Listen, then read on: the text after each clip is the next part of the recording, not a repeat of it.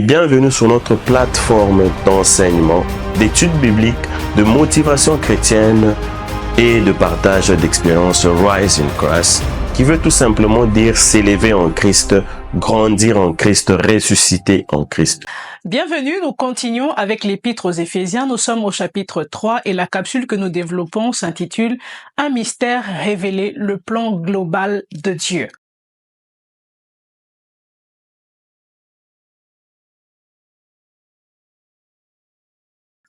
Dans ce chapitre, Paul aborde 3 choses. Premièrement, il parle du plan initial que Dieu a mis en œuvre avec la venue de Jésus. Deuxièmement, il nous relie à ce plan en nous faisant comprendre que nous avons une mission à accomplir dans ce plan.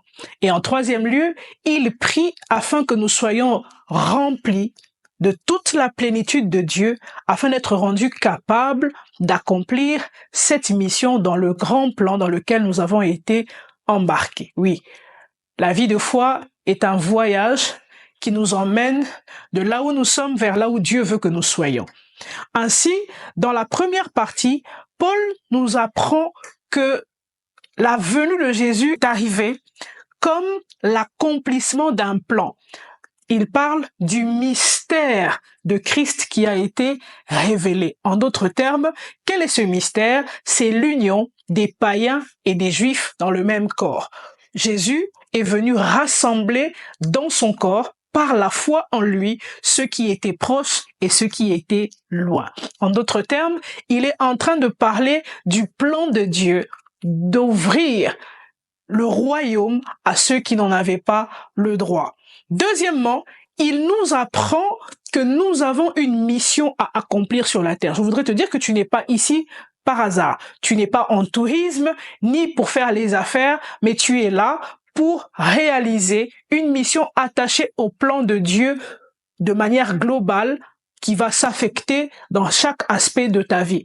Et donc, Paul nous encourage à découvrir cette mission qui est de révéler Christ. Il parle de l'Église comme devant révéler les mystères de Dieu. Il parle de l'Église comme devant manifester la sagesse infiniment variée de Dieu. En d'autres termes, nous sommes là pour montrer les différentes facettes de la sagesse de Dieu. Dans chaque domaine auquel nous avons été affectés, dans chaque aspect de nos vies, nous sommes appelés à montrer une partie de la divinité. Voilà la mission à laquelle nous avons été assignés en donnant notre vie à Jésus.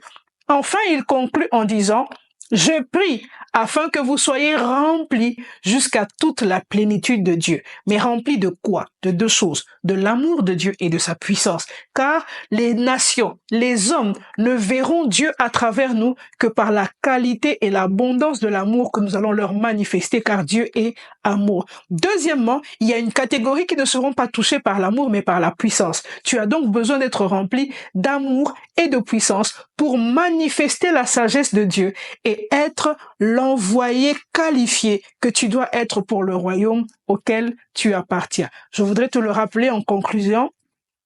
Tu es envoyé sur terre car il y a une mission à accomplir et il y a un plan à réaliser. Jésus a accompli sa part, à toi de jouer. Que Dieu te bénisse.